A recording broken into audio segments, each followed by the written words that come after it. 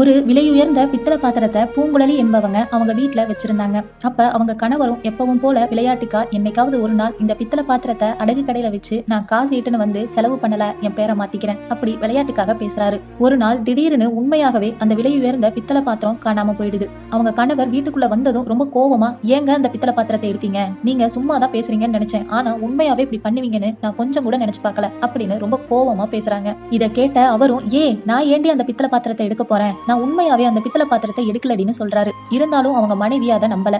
இப்ப அந்த பித்தள பாத்திரத்தை காணோம், உங்களை தவிர வேற யாரு எடுக்க முடியும்? நான் நிஜமாவே எடுக்கல, வேற எங்கேயாவது வீட்டுக்குள்ள இருக்குதான்னு பாரு அப்படின்னு சொல்றாரு. அவங்களும் வீட்டுக்குள்ள போய் தேடி பாக்குறாங்க. அந்த பழைய பொட்டிக்குள்ள அந்த பித்தள பாத்திரம் இருக்கு.